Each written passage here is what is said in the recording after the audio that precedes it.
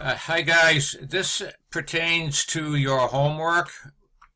This particular exercise that I'm going to show you is exercise 9B5, which is in your book, and you're going to be assigned 9A5.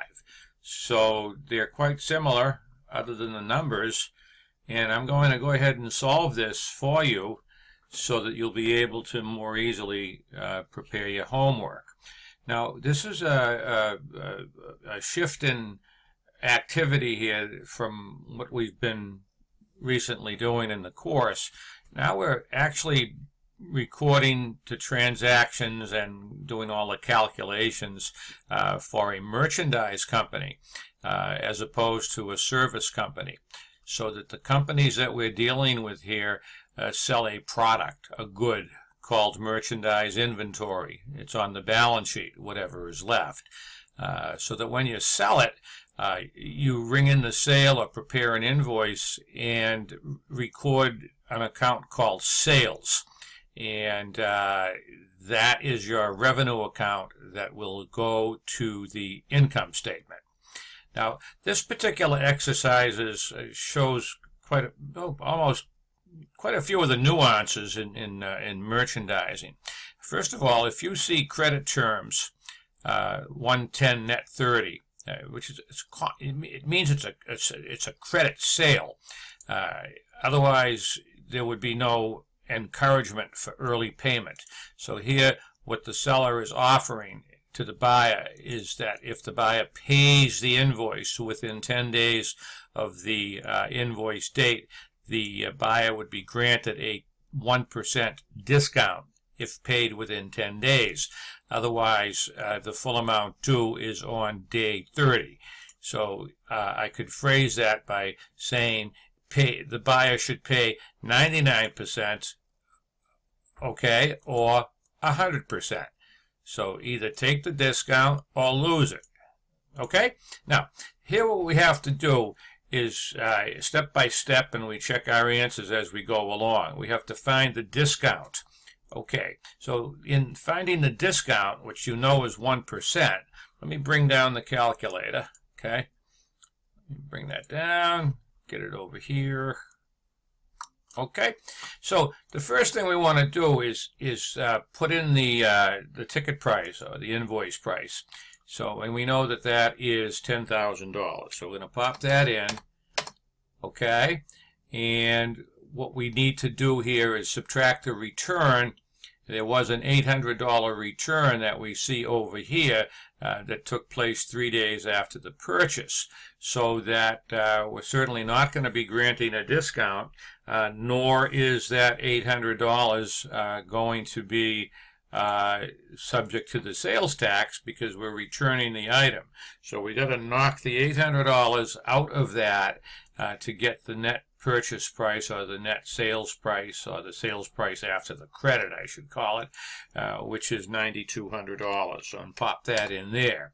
And then the discount, we have to multiply the 92 because that's all other things being equal, the discount rate times the net sales price after the credit, so that the sales tax rate, no, we want the discount, we want the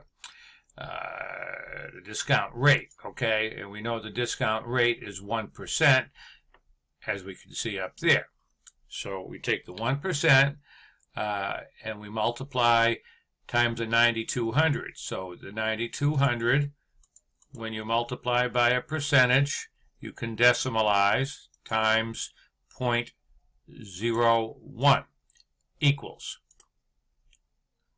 Oh, I hit the wrong button. Sorry. Let me clear that out of there. Okay, hold on. The 9,200, where's my multiplication? Right here. Times, okay, times, okay, 0.01. Okay, and that should give you the discount, which is $92 flat.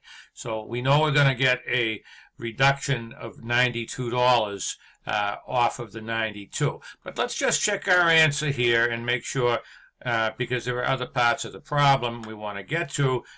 So at this point, you would check your answer, and we did well, and we click OK. It's going to take us to the next field here, or the next part of the problem, which is to find the sales tax. Well, the sales tax is based on the net amount of the $9,200, so that we need to get that sales price after the credit times the sales tax rate, which we know is, let me get that 92 in there, 9,200. Okay, and the sales tax rate is 5%. We pay sales taxes here in Massachusetts, you know.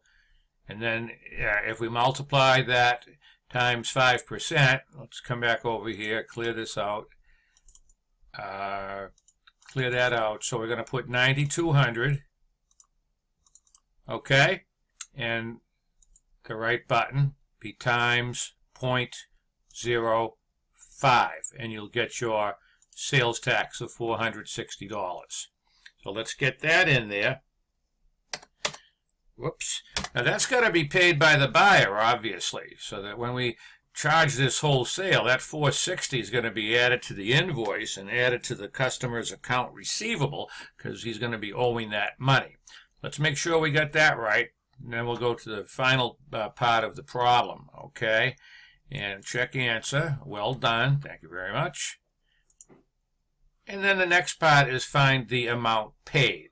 Well, the amount paid is going to be the 9,200. So we're going to take that 9,200. Let's see. So we want the sales tax, the sales price.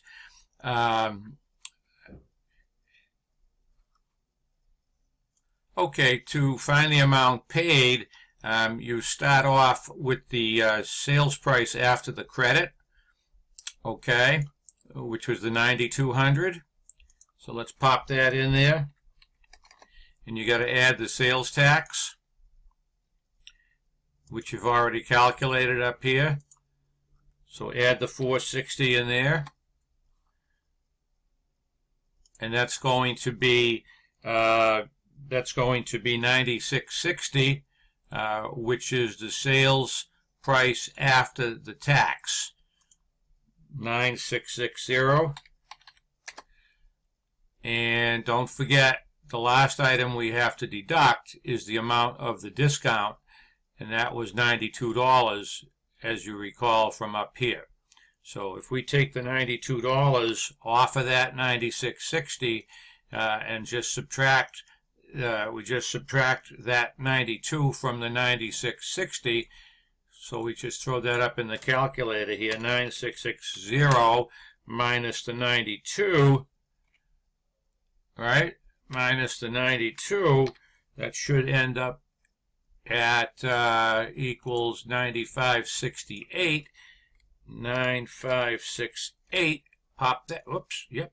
Yeah, that's correct. 9568. And then hopefully we're done. So that's the flow of a transaction which involves a credit sale to a customer, credit sale on account. Buyer returned $800, so we give him a credit. So he owes us at that point $9,800. He's going to take a $92 discount because of the terms we offer him. Okay, so after the credit, not the discount, but after the credit, he owes us $9,200, and that is subject to the 5% sales tax, so that the sales tax calculated is $460.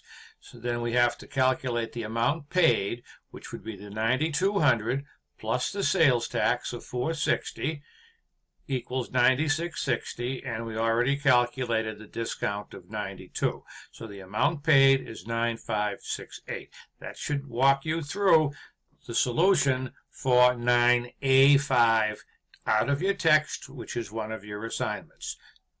Okay, I hope that helps. Nice work.